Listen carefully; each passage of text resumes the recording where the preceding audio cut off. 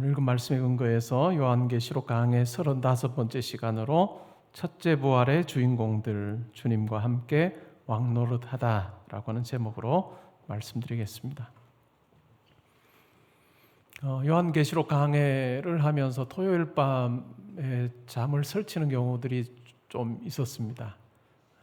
왜냐하면 요한계시록에 대한 해석이 여러 가지인 경우가 꽤 많습니다. 어떤 본문은 대체적으로 어느 입장을 따르는 다수가 있는 경우도 있지만은 또 어떤 본문들은 팽팽하게 이 입장이 또 저 입장이 이렇게 나뉘는 경우들도 꽤 많습니다. 제가 어젯밤은 잠을 잘 자지 못했습니다. 왜냐하면 원고는 다 쓰긴 했는데 이 20장 1절부터 10절까지 이 구절이 성경을 통틀어서 가장 이론이 많은, 의견이 가장 분분한 그런 구절이기 때문에 그렇습니다. 흔히 우리가 이야기하는 천년 왕국이라고 하는 그 내용이 바로 오늘 읽었던 본문 그리고 10절까지 본문의 구절에 근거해서 이야기되고 있습니다. 근데 천년 왕국, 예수 그리스도께서 완전히 통치하는 새하늘과 새 땅, 하나님이 통치하시는 그 새하늘과 새 땅이 오기 전에 중간 단계로서의 천년 왕국에 대한 그런 입장들이 참 다양한 입장들이 있습니다. 그래서 어디까지 설명을 드릴까 하는 고민을 참 많이 했습니다. 세세하게 좀 설명을 드리면 여호와의 신이 수면 위에 운행하실 가능성이 크고, 그래서 어디까지 할까 하는 고민을 하다가 잠이 들었는데 아마 자면서도 계속 머리는 돌아갔던 것 같아요. 느낌이 깨보니까 그런 것 같은데, 또 성령께서 함께 하셔서 제가 여러분들에게 복잡한 내용을 잘 설명드릴 수 있도록 또 성령께서 함께 해주시면 좋겠습니다. 요한계시록은 크게 세 개의 큰 환상으로 구성되어 있습니다. 앞부분에 나오는 첫 번째 큰 환상이 바로 소아시아 7교회에 관한 환상이죠.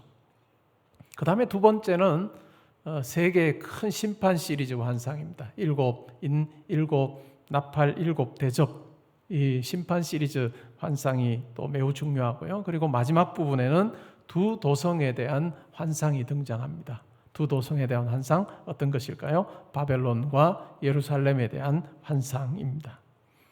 오늘 읽은 본문은 이 두 도성의 환상 사이에 끼어 있는 막간극 환상이라 할 수 있습니다. 우리가 지난주에 요한계시록 19장을 살폈습니다. 19장에 보면 두 잔치가 있었죠. 어린 양의 혼인잔치 그리고 하나님의 큰 잔치입니다.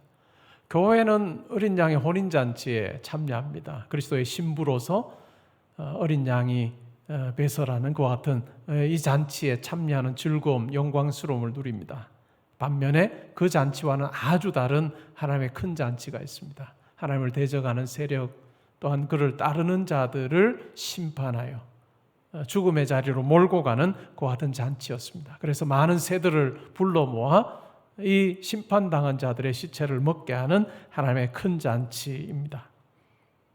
이러한 그 하나님의 심판 속에, 그리스도의 심판 가운데 짐승과 거짓 선지자들이 파멸을 당하게 하는 내용이 지난주에 우리가 살폈던 내용입니다. 오늘 우리가 읽은 20장에는 삼총사와 같은 용의 심판에 대해서 이야기합니다. 우리가 하나님을 삼위일체로 우리가 고백하죠. 성부 하나님, 성자 하나님, 성령 하나님, 이렇게 삼위로 계십니다.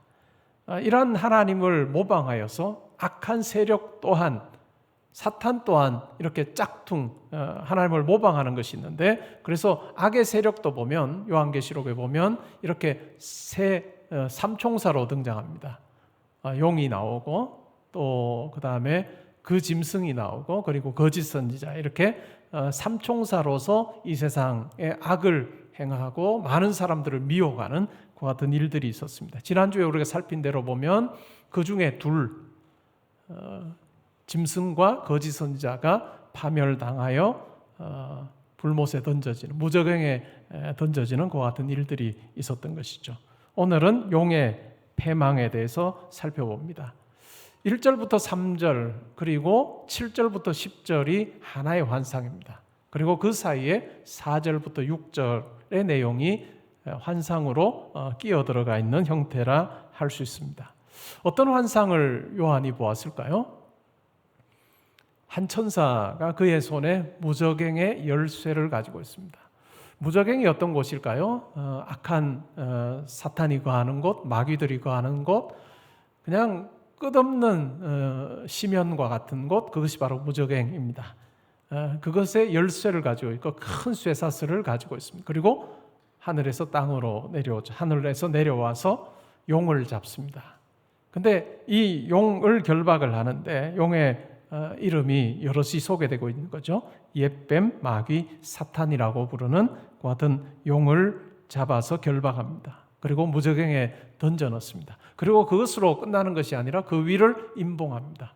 이것이 의미하는 것이 무엇일까요? 이제 더 이상 이 악한 세력이 힘을 발휘하지 못하도록, 이 용이 사탄이 힘을 쓰지 못하도록 하는 그 같은 하나님의 주권적인 어떤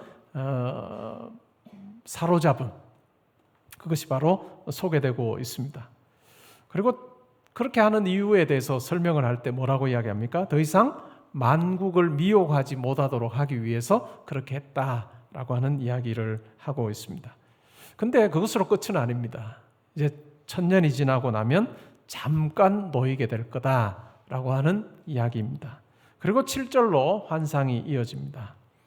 이 잠깐 놓이리라라고 했던 말대로 사탄이 옥에서 놓입니다. 그리고 땅의 사방 백성들을 부추깁니다.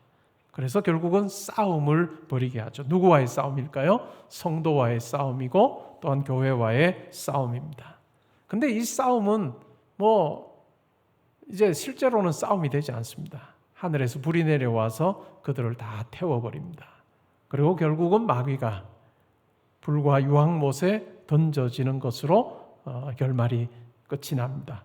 거기에는 그 짐승과 다른 삼총사 중에 다른 두 존재, 그 짐승과 적그리스도를 이야기하죠. 그리고 그 적그리스도를 찬양하게 했던 그 같은 거짓 선자도 거기에 있다라고 그렇게 이야기합니다.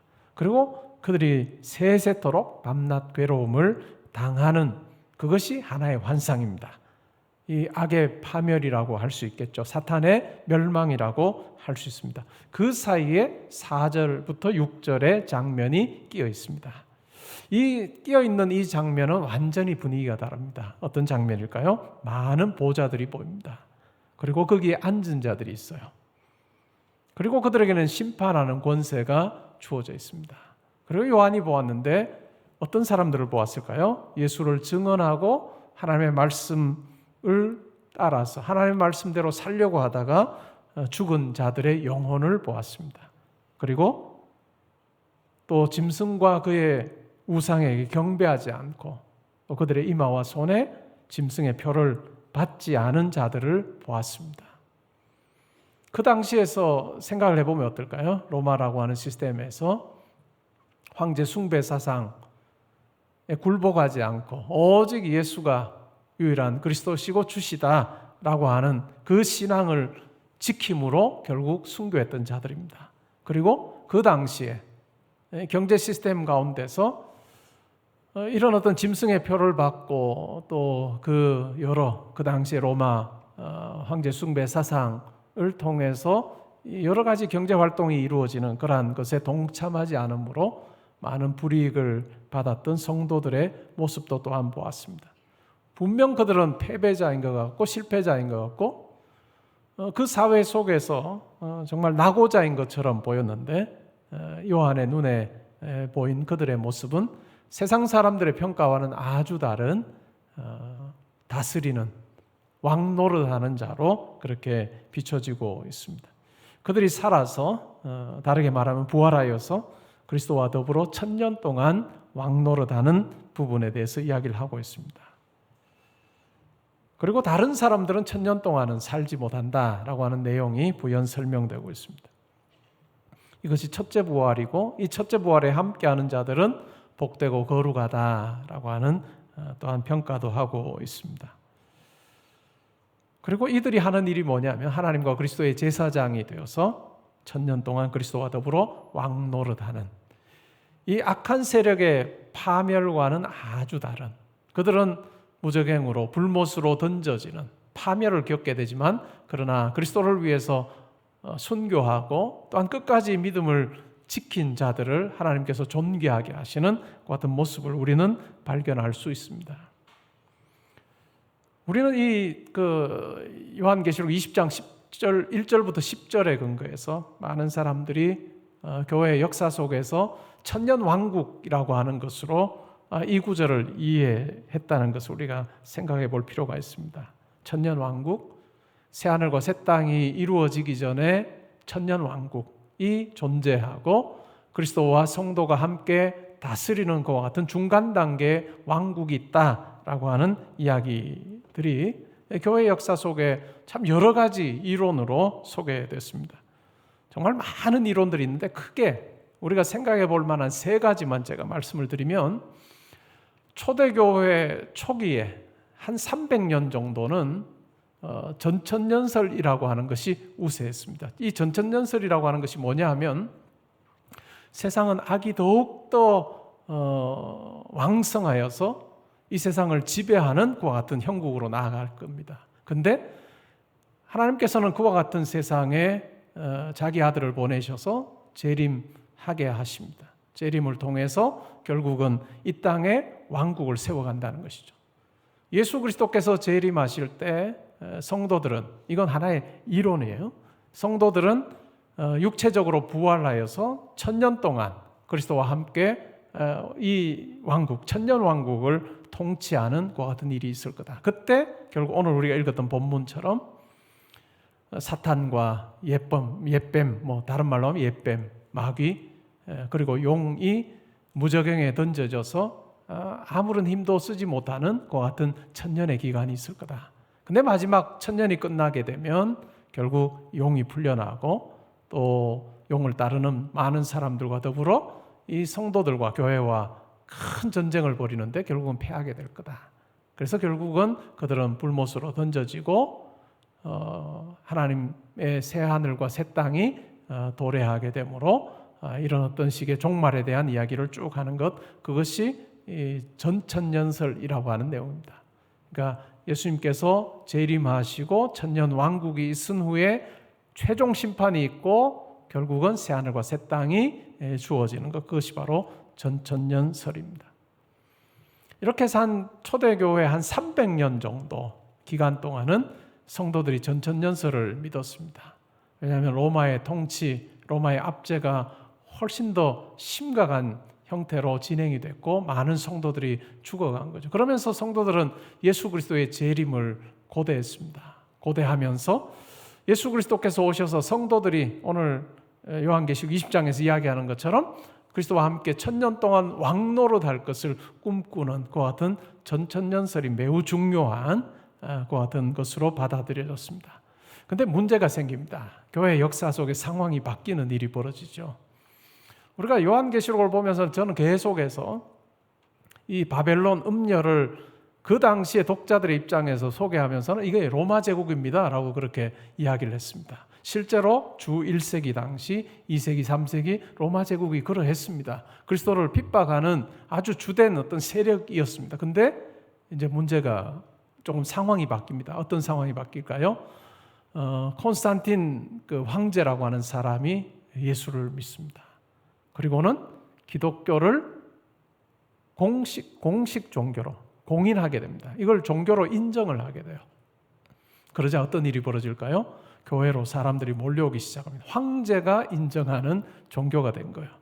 그러자 이전에는 예수를 믿으면 핍박을 당했는데 황제가 기독교를 공인하게 되면서 교회로 많은 사람들이 몰려옵니다.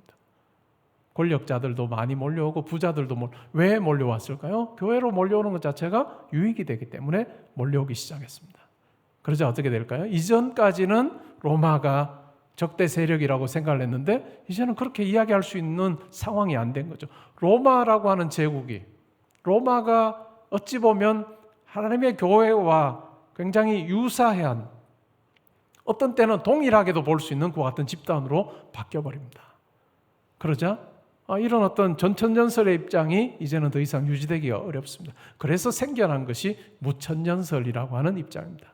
어거스틴이라고 하는 교부가, 초대교회 교부가 무천년설을 이야기했습니다. 이 무천년설의 내용이 뭐냐 하면 예수 그리스도의 초림부터 재림까지 이 시기가 천년왕국이다라고 하는 것입니다.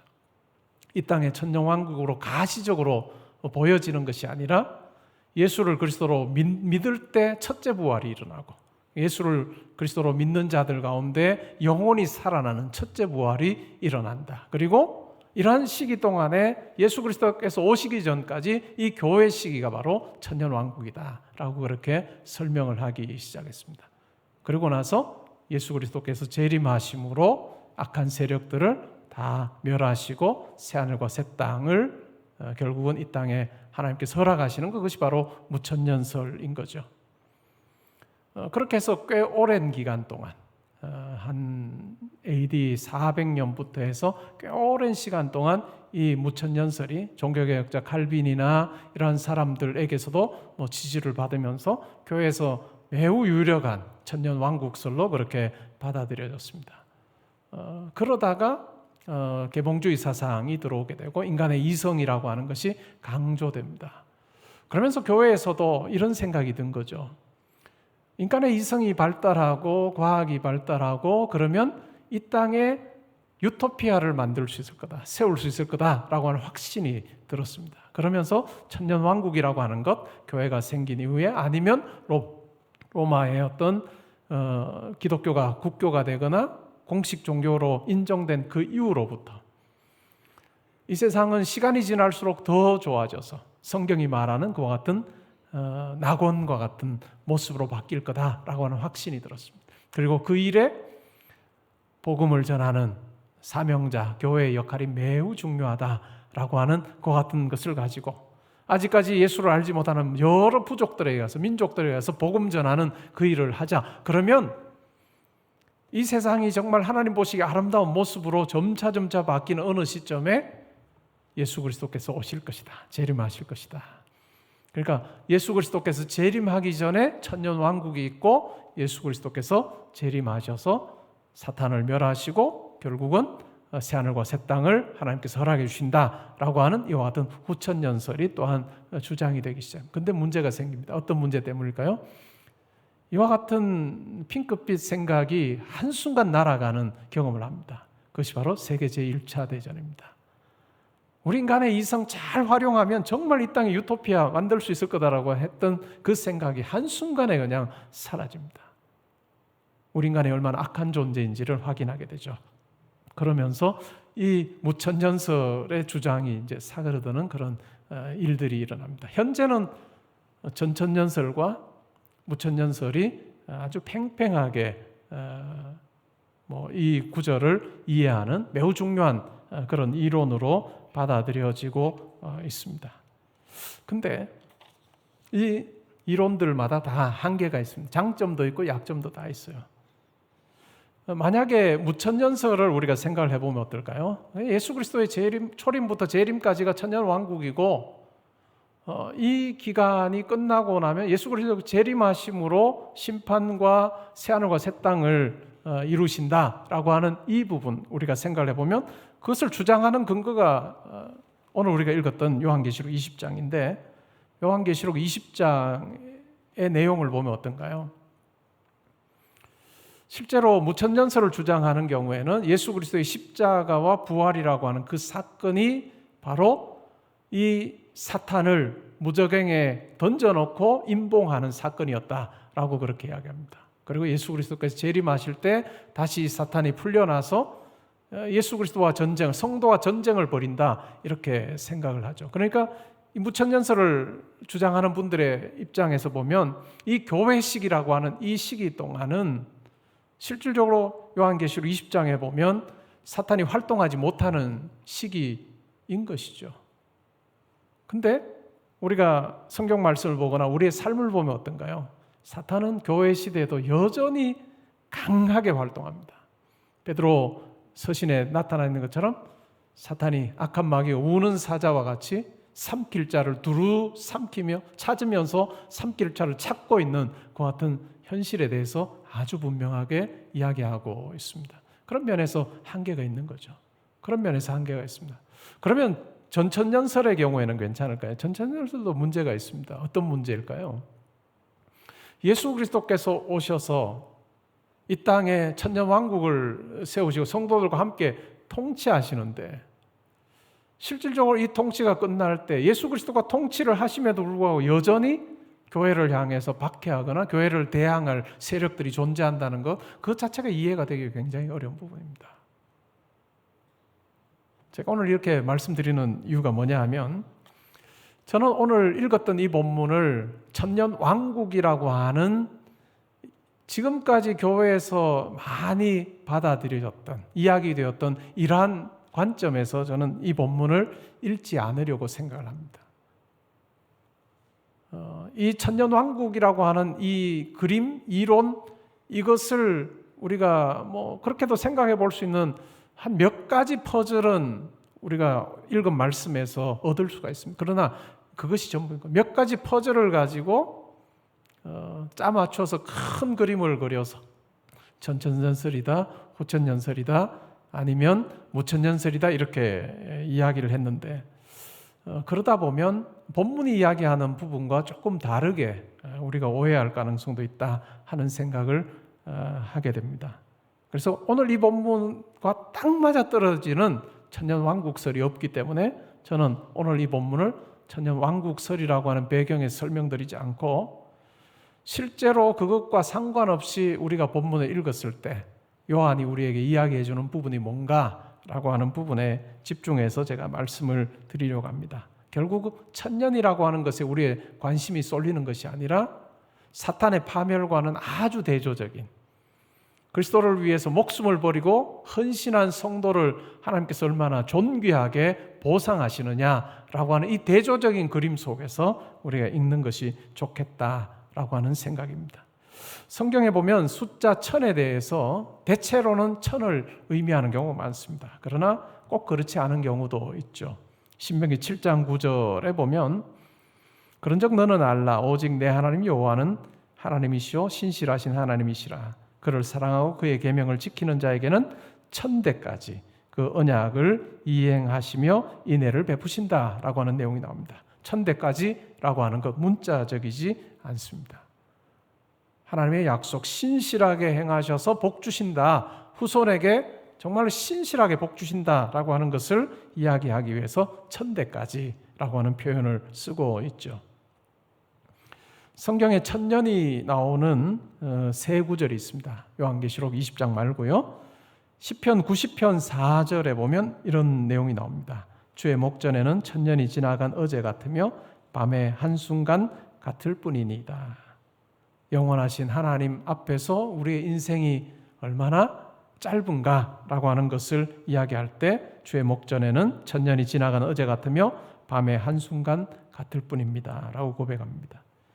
전도서 6장 6절에 보면 그가 비록 천년의 갑절을 산다 할지라도 행복을 보지 못하면 마침내 다 한 곳으로 돌아가는 것뿐임이 아니냐.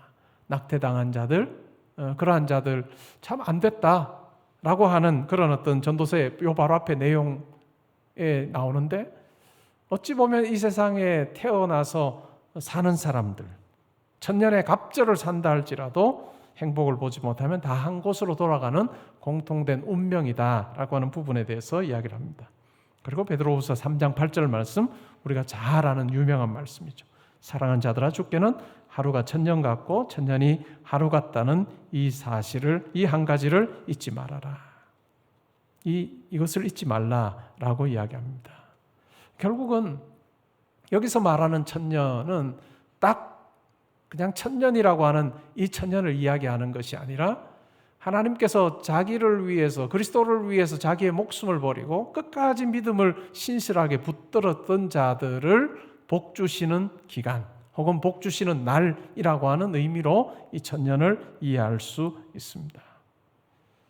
그러니까 오늘 우리가 읽은 본문에서 이 악한 세력의 파멸과 아주 분명하게 대조되는 성도를 존귀하게 하시는 이 하나님의 모습을 우리가 발견을 할 수 있습니다.